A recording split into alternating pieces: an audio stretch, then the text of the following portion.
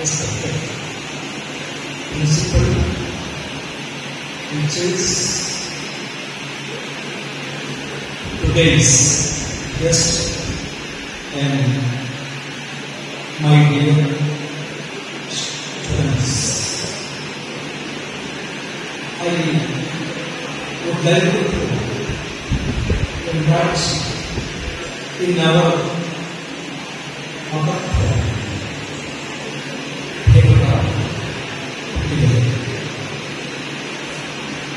ഈ മനോഹരമാണ്, ഏറെ പവിത്രമാണ്, പരിശുദ്ധമാണ് വിദ്യാലയം. ഈ വിദ്യാലയത്തിലാണ് അക്ഷരം വാക്കുകളാണ്, വാക്കുകൾ വാചകങ്ങളാണ്, വാചകങ്ങൾ ആശയങ്ങളാണ്. അറിവിന്റെ മഹാസ്ഫോടനത്തിൽ നാളെയുടെ വിശ്വപൗരന്മാരെ വാർത്തെടുക്കുന്ന അതിമഹത്തായ കാര്യമാണ്. അതുകൊണ്ടാണ് പരിശുദ്ധമായ ഗീതം എന്നാണ് പറയുന്നത്. ഇന്നിവിടെ മനോഹരമായ വേറെ പ്രബോധനമായ ഈ വേദി ഓം ശാന്തി എന്ന സന്ദേശത്തോടെ പരിസ്ഥിതിയെ നാളെയുള്ള മക്കളായ നമ്മൾ സംരക്ഷിക്കുമെന്ന് പറഞ്ഞുകൊണ്ട് ആരംഭിച്ച ഈ മഹത്തായ പരിപാടി ആസന്നമായ അഥവാ വരുന്ന ശനിയാഴ്ച കേരളത്തിൽ ഒരു 2-3 ദിവസങ്ങളിലാണ് ലോകത്ത് ഈദ് അഥവാ പെരുന്നാൾ, വലിയ പെരുന്നാൾ, ഹജ്ജ് പെരുന്നാൾ, ബലി പെരുന്നാൾ എന്നൊക്കെ ഈ ആഘോഷങ്ങൾ നാം മനസ്സിലാക്കിയിട്ടുണ്ട്.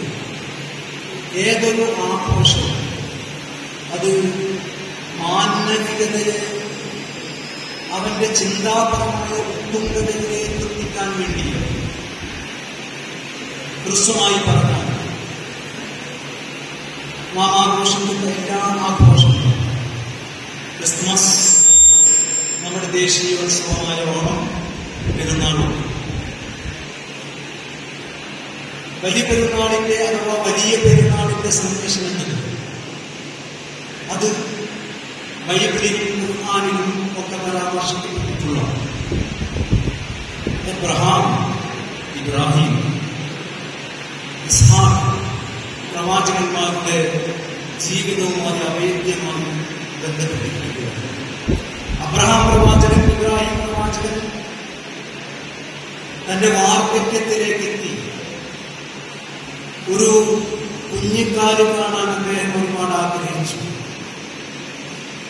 അങ്ങനെ ജീവിതത്തിന്റെ അന്ത്യ നിമിഷങ്ങളിൽ, അന്ത്യ കാലഘട്ടങ്ങളിൽ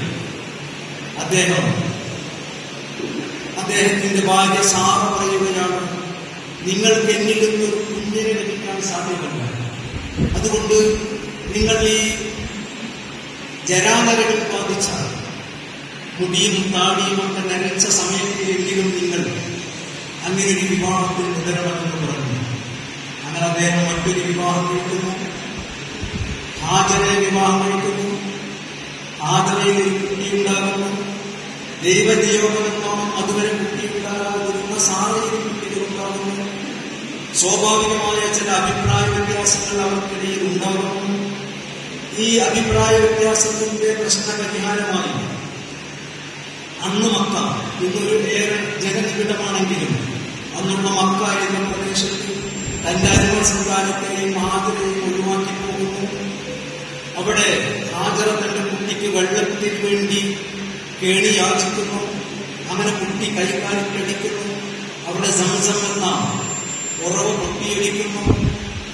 അവിടെ നിന്ന് നിരവധി ആളുകൾ ഹജ്ജിന് വരുന്നു. ഇങ്ങനെയുള്ള ഒരുപാട് സങ്കല്പങ്ങളുടെ, ഒരുപാട് വിശ്വാസങ്ങളുടെ ഒരു ആകത്തുകയാണ് പെരുന്നാൾ എന്ന് പറയുന്നത്. ഈ ആഘോഷങ്ങളെല്ലാം ഞാൻ നേരത്തെ സൂചിപ്പിച്ചതുപോലെ ചെറിയ പെരുന്നാളിലാണെങ്കിൽ അന്ന് പെരുന്നാളിനൊരു വിശ്വാസി പള്ളിയിലേക്ക് പോകുന്നതിന് മുമ്പ് ഫിത്ർ സക്കാത്ത് കൊടുക്കുന്നു. ഈ ഫിത്ർ സക്കാത്ത് എന്ന് പറയുന്നത് തന്റെ നാട്ടിൽ ആരെങ്കിലും പട്ടിണി കിടക്കുന്നുണ്ടെങ്കിൽ അവർക്കുള്ള ഭക്ഷണമാണ്. ആ ഭക്ഷണം നൽകിയിട്ട് വേണം പെരുന്നാളിന് പോകാൻ. അങ്ങനെ ഈ ആഘോഷങ്ങളെല്ലാം അതിമനോഹരങ്ങളായ ഒരു മാനവികതയെ സൂചിപ്പിക്കുന്നു. അതിനുപരി എല്ലാം ദൈവത്തിന് സമർപ്പിക്കുന്നു. ദൈവത്തിന്റെ അഥവാ പ്രകൃതിയുടെ മക്കളാണ് എല്ലാ മനുഷ്യരും. ജാതി മത വർഗവർണ്ണ കക്ഷി രാഷ്ട്രീയത്തിനതീതമായി എല്ലാ മനുഷ്യരാണ്. മാനവികതയുടെ സന്ദേശങ്ങളാണ്. അതാണ് ഇവിടെ പറഞ്ഞത്. ഓം ശാന്തി ശാന്തി ശാന്തി. ലോകത്ത് മുഴുവൻ ശാന്തി ഉണ്ടാകട്ടെ. നമ്മുടെ പ്രകൃതി ഇന്ത്യയിൽ ഇവിടെ ആഘോഷിച്ച പരിസ്ഥിതി നിയമം പോലും അതാണ്. ഈ പ്രകൃതിയോട് നമ്മളെല്ലാവരും ഒരുപാട് ഇഷ്ടപ്പെട്ടു വളരെ കുറച്ച് അതിനെ ആസ്വദിച്ച് ചൂഷണം ചെയ്ത് ജീവിക്കണം. അല്ലെങ്കിൽ പ്രകൃതി ക്ഷോഭിച്ചാൽ ഈ പറഞ്ഞ പോലെ അവിടെ പ്രകൃതിക്ക് ക്ഷോഭമുണ്ടായാൽ അവിടെ ഹിന്ദുവിനെയല്ല, മുസ്ലിമിനെയല്ല, ക്രൈസ്തവനെയല്ല ബാധിക്കുന്നത് മനുഷ്യരെയാണ്, ലോകത്തിലുള്ള ജീവജാലങ്ങളെയാണ്. ഈ ഒരു സന്ദേശത്തിന് അടിവരയിട്ടുകൊണ്ട് ഞാൻ എന്റെ വാക്കുകൾക്ക് വിരാമം കുറിക്കുന്നു. ജയ് ഹിന്ദ്.